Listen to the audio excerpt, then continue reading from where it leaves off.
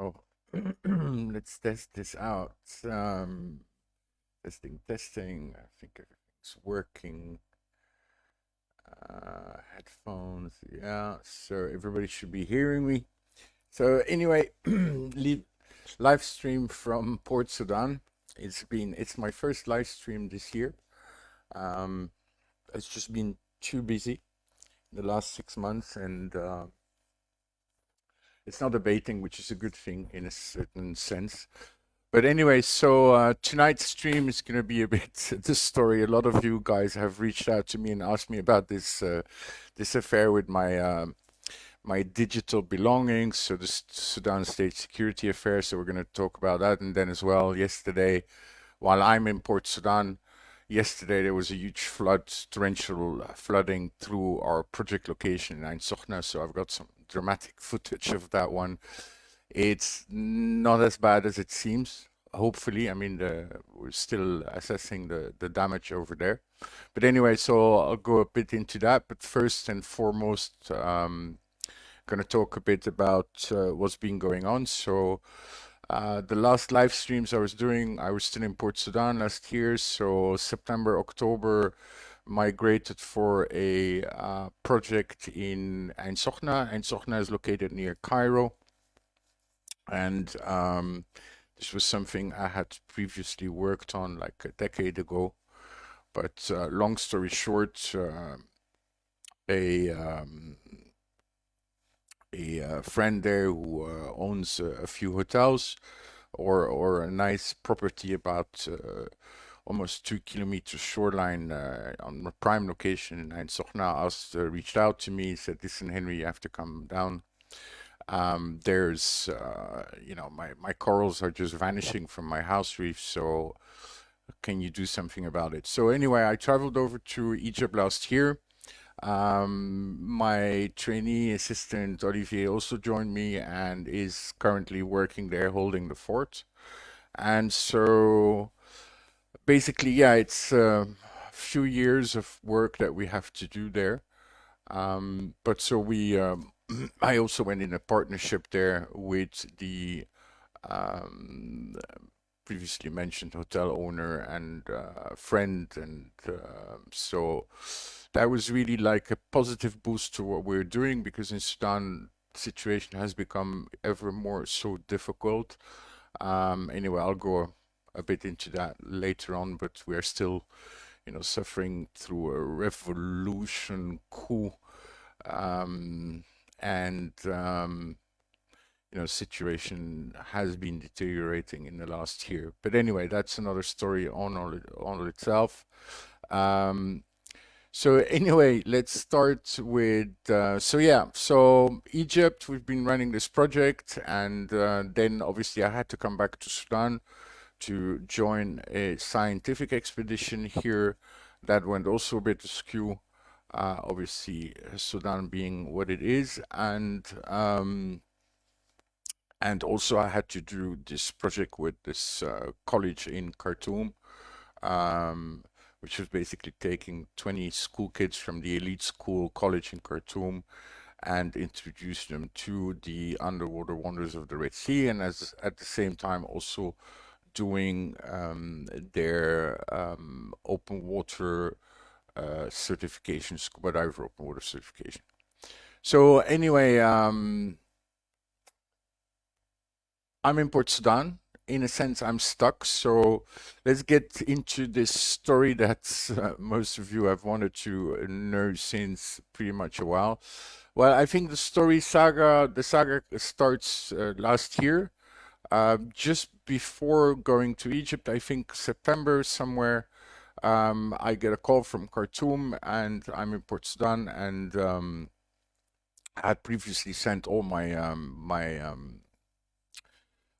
volunteers and assistants and whoever was helping me on the project away because of security reasons. So I was the only one there.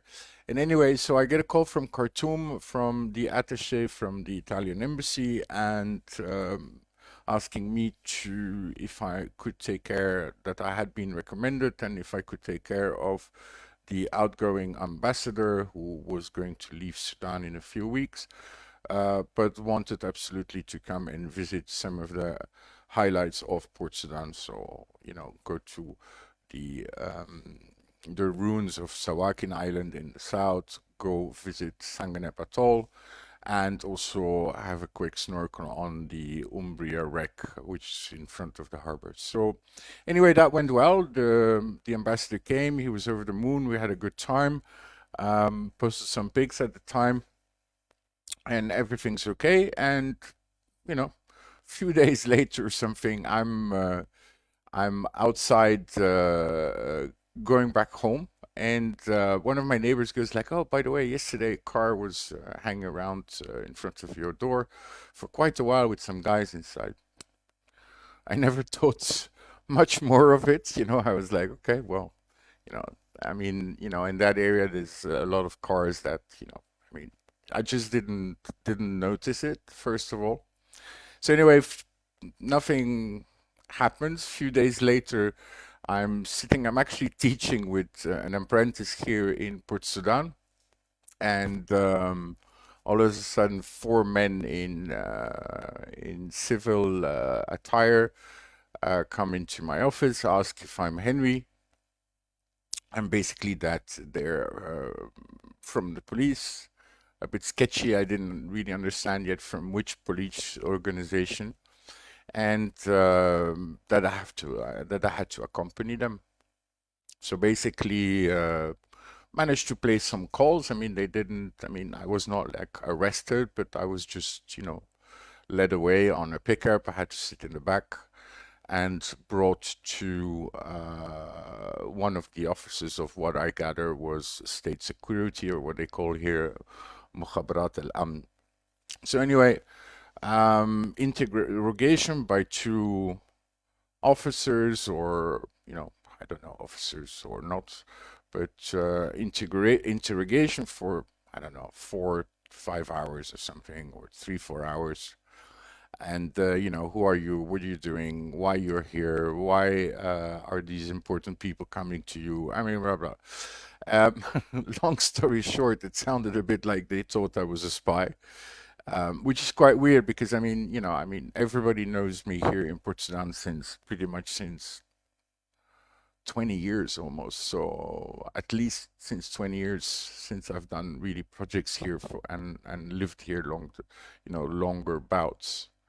Um, which in the end of the interrogation also just happened to be that they did know everything. So, why ask me these questions if you know them all? But then I guess they just wanted to hear it from me. So anyway, I get interrogated. Why? Who do you know? Do you know this? Do you know the consul of Egypt?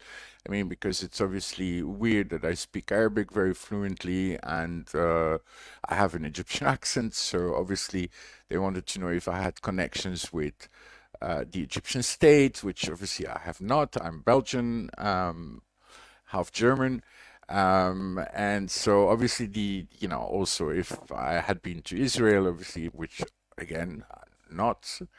And last but not least, then there was talks about about the Belgian Secret Service. Anyway, um, in the end, I get led to. There was an inconsistency with my passport. I mean, I was waiting on some papers and a renewal and a transfer from my work permit from the Ritz University to a sponsor. And but so anyway, I get led to a colonel in an office, well spoken, well dressed, well mannered, and he came on quite hard. He's like, "Yeah, you're here in the country illegally, and we're gonna have to put you to jail, etc., etc." So they were pushing. Anyway, so I managed to get a word in. In the beginning, he wasn't really happy to hear me talk at all.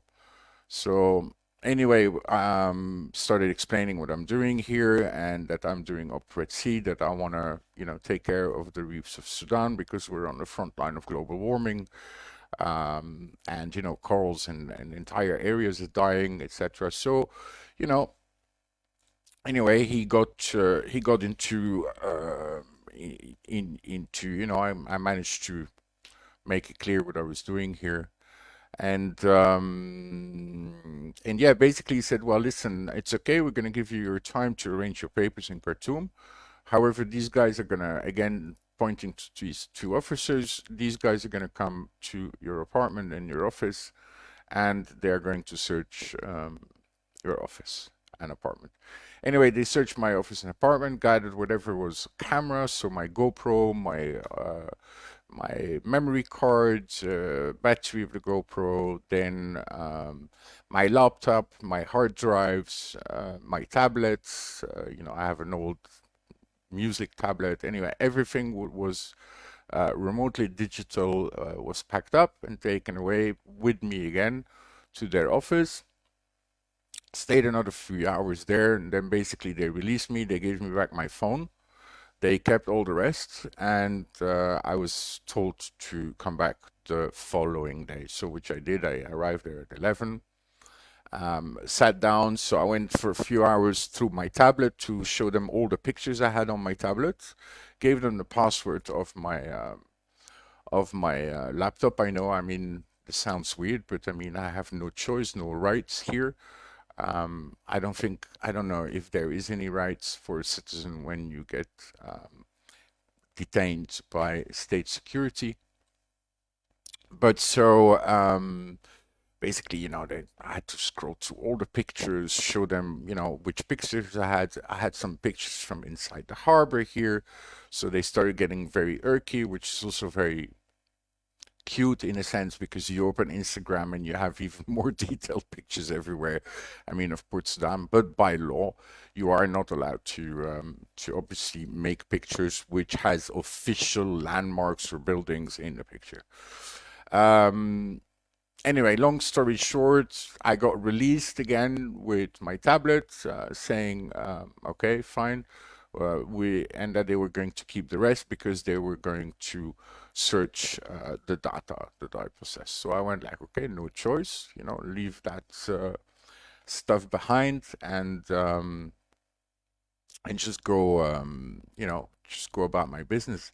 Anyway, and a few days later, I had to travel. People were waiting for me in Khartoum and in Cairo. So, I was like trying to, I went back a few times. They said, no, no, we're not ready yet. You have a lot of data, etc. So, no choice. And at a certain time, I had to move to Khartoum. I wasn't sure yet if I was going to come back from Khartoum to Port Sudan or not. So, so I said, okay, well, I have to go to Khartoum. I have meetings planned, and I mean, I just can't just sit here and wait on this laptop. Um, I mean, there perhaps I made a mistake. I don't know. Perhaps I should have. Perhaps I should have stayed there every day and got my laptop back. I don't know, or my stuff back. But yeah, so anyway, in Khartoum, I do my work there, and I'm there for a few weeks. And, I keep on calling these guys, no response, whatever, about the status of when I get my stuff back. And basically, yeah, I mean, in the end, they didn't even pick up the phone anymore, no WhatsApp messages, etc. Then comes one day, I get a phone call, I mean, from the head officer that was in that separate office, who says he's in Khartoum. And so I send him. I just finished by that time. That was like 1 week or 10 days later. I finished my work permit, and I sent him a copy by WhatsApp. And he replied. He said, "Welcome to Sudan," and very happy. And he said, "Listen, I want to meet you here in Khartoum." So I got a bit edgy. I was like, "Oh God, is this not finished, this affair?" So I said, "Listen, am I still a spy?" And he goes like, "Oh, of course you are a spy, but yeah, I mean, anyway, funny or not funny." Um, so I said, "Could I get my stuff? Can I send someone to the office there to pick up my stuff?" And I had this apprentice from Port Sudan here, who was also going to join and help out on our project location, in Ain Sokhna, on this new project. So I was like, okay, well, I'm not gonna do 1,000 kilometers back to Port Sudan, wait a few days again there, take a flight, etc. I'm out of here. I'm gonna go to Khartoum, to Cairo, sorry, and that apprentice coming from Port Sudan can then, get that stuff and take it with him to Ain Sokhna. Anyway, I arrive in Ain Sokhna a week later or something, or 10 days later. This apprentice is on the phone. He's like, listen, they don't want to release it to you. You have to me, you have to come by yourself. And obviously, I'm in Egypt. I'm like, okay, well, I just hope they don't lose it or nothing happens to it. And so I sent messages and I said, please, I have to go work in Egypt. I'll be back in a few months. Now, these few months became 4 or 5 months, due to the update I gave before here. So, with that project going quite well in Egypt, and the scope of the project being so massive as well, it needed some extra time and to set the foundation there. And so anyway, I came back here, end of January, yeah, 27th. Next day, I go straight to this office and I'm like, ta-da, I'm here. Well, not really like that, but I mean, I sat down, waited, and this officer comes out, one of the two guys that arrested me, and he's like, okay, passport. So he takes my passport, goes back inside, disappears for 10 minutes. Then he comes back out and he like almost slaps me the passport in my breasts, and I'm like, okay, what's up? And he's like, oh no, not now. And your work permit is not a permit for a diving professional, and this and that, and for which we have a very good reply for the moment. Due to political instability, vacuum in governance, there's just no time to do any official papers for the moment. I mean, there's just limited stuff that you can do, but I mean, most government institutions are not working correctly. So, anyway, so long story short, he just doesn't want to give it. He's like, no, come back on Saturday. I'm like, okay. So anyway, I reached out to my sponsor. I said, listen, I went back, I think, a few times like that. One time he wasn't there. He left a message saying, oh, I should come back again in 3 or 4 days. And then I had to go on my expedition. But just before I went to the sponsor, so in Sudan, for your work permit, you always have a sponsor. So the company which is supporting our efforts here, big shout out, by the way, to the Sheikh Mustafa Al Amin group of companies, and more specifically Osman Sheikh Al Amin, who has and his guys here from the Nil Ain insurances and duty free, who are giving me some support here in this affair by regularly sending people over there to try and talk. So anyway, we went back with after my trips. I went back there to this office. I go there with the sponsor representative, which is the CEO here of the company, and basically we get told that my stuff is not there anymore. It has been moved to the headquarters under the supervision of I don't know, some high-ranking officer who's dedicated for foreigners. So anyway, I'm like, so we go over to the main building of the state security, and there we're being told that you have to have an appointment to see him. And anyway, so shortly thereafter, I fell sick, and I was, I think I had another bout of the corona, and I was really like bedridden for almost 2 weeks here in Port Sudan in this small room. Not the best place to be when you're having a bout of corona, I can tell you that. But anyway, so yeah, now in total we're now 2 months and we're no further. So the point here is obviously it's my stuff, and it's basically they really have everything.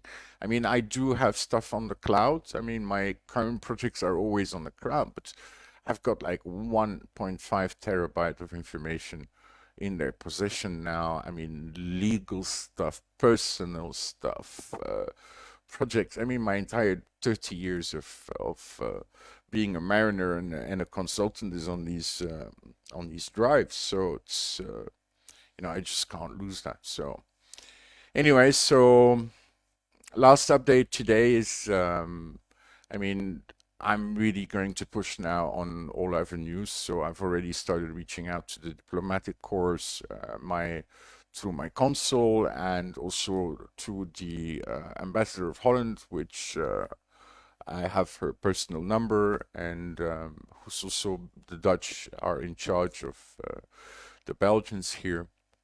And obviously now I have to lawyer up. So I'm trying to get, I really need that stuff back somehow. I mean, the data is the most important for, I've been told so many stories in the past. I mean, some people have told me it's a question of money.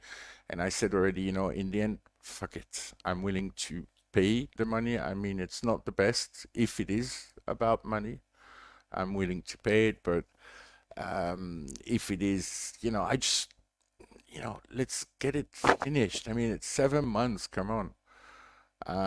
So yeah, I mean, so that's basically the entire saga. So in one sense, now I've been told lost is that this new person in charge hasn't had the time yet to have an overview of what is pending issues. My stuff should be so-called at his place or in his department. And that we need to have patience. But Ramadan has just started, and Ramadan is, a month of festivities as well. But really in Port Sudan during Ramadan is death. There's just nothing happening. Anything that took a week will take 3 weeks now, and I'm still here. Oh my God. I just wanna, at this point, I just want to bite this through. I still have to go to Khartoum to do meetings there, and then also to do some legal paperwork again to be able to leave the country, and then fly back to Egypt, where people are also waiting for me to get back. And yeah, and also taking into account the last part of the video, which I'm going to show you now. Obviously, it's becoming quite urgent for me to go back to Egypt. So anyway, that's all for the Sudan state security saga. A work in progress and to be continued, I'm sure. Wish me luck on this one. I have to be honest, it is really doing my head in this affair. I mean, it's personal pictures. I mean, I miss seeing some of my personal pictures. My mom, my kids, or my kids. My kid just won, but I mean, it's it's fucking very annoying. Anyway, I shouldn't be swearing here, but okay. So wish me luck on that one. All right, and now for the second part. So of today's weekly vlog. So yesterday, while I'm here, Olivier is in Ain Sokhna, and so we have this magnificent project location in Ain Sokhna for a lot of the projects that we want to implement here in the biodiversity restoration for the Red Sea. So really an amazing place. But I already last year understood, oh shit, we have a Seoul damage. Seoul is what we call in Arabic, what we call a torrential flood.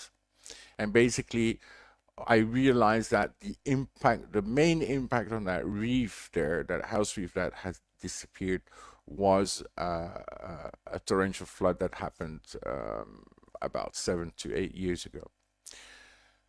Now, last year, I already understood that we're having a double El Nino. We're actually going on a triple now. Actually, I've lost count of these extraordinary atmospheric events that are happening in the Pacific and near Australia, etc.,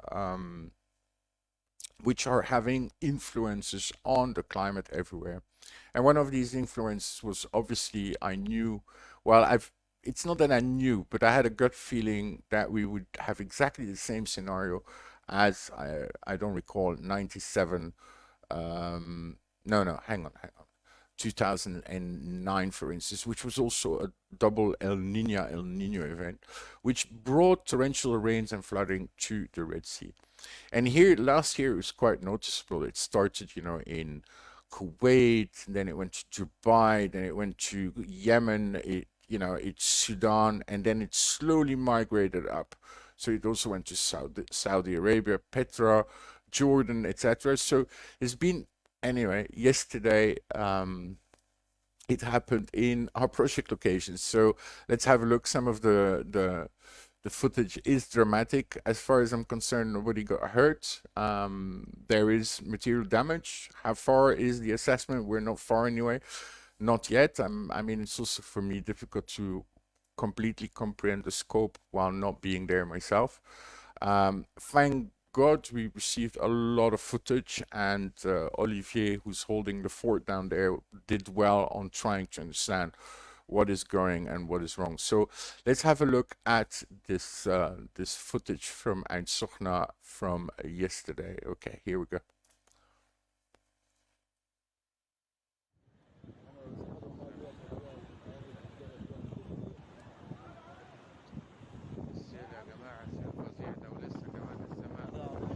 لسه السما والجو مش مظبوط تاني. بص يا جدعان، السيل فظيع، السخنة كلها. هنا وادي الدوم قدام بورتو. شايف المية عند مجرى السيل عاملة ازاي؟ So this area is located, so Ain Sokhna is located where the road from Cairo meets the Red Sea. It's 70 kilometers south of Suez. And there in the background is Porto Sokhna. And here we are talking about the Dome Marina property, and that is also our project location. So here now we're looking at the marina. So some of the floods went through a specially designed flood canal, but still the flood was so strong, and in some area the flood canal did not do us a favor, that it went over the barriers and the canals. So here you can see it, the water freely going through the marina, and you see that pool there. That's exactly one of the pools that we've been working on. So yeah, damage to our area is heavy. We're gonna have months and months and months and months of cleanups to do, because obviously this sand is full of sediment, and this is gonna go straight onto the coral reefs. There's actually, I'm being told now, more than 30 to 40 to 50 meters from the shoreline, which is thick mud in the water. So it's still hanging there, and that mud is gonna recover. You can see that it's gonna recover. It's gonna put itself on the corals, and it's gonna smother them, which has already done in the past. Now, the reasons for these seals or these floods are mainly human interactions. So it's obviously the changing climate, which is not known in Egypt, and where people do not usually construct infrastructure buildings with that in mind, because they just don't have as much experience as, let's say, in Belgium, where it rains almost the whole year through. So some dramatic footage from the beach. All these man-made beaches, obviously, they're fodder for the water, obviously, as you can see there. And this vain attempt by some of the employees to save what they could save. Obviously, all this trash is going into the bay, and obviously we're going to have a lot of cleanup there to do in the future. So if you want to come and help us, we have some volunteer spaces available in a few months to come and help. I still need to get back first, but what I'm very happy about is that last year, we already cleaned. We've been doing a lot of cleaning on that project location. Something else that I wanted to, actually, that was what I was going to show you today, but then this came out yesterday. But what I'm very happy about is that we've been keeping the land and the property so totally clean. And that is really, really, it has helped a lot, because there's on our end almost no trash because all these even the grounds outside were very clean. So that I think made quite a difference, but obviously, like I said, it's still quite difficult to assess the damage. So let's still watch a couple of seconds there. Water goes to the sea. It's an old saying, it has not changed, and it will take everything in its way if not properly guided. So, yeah, it's back to the drawing table. We've got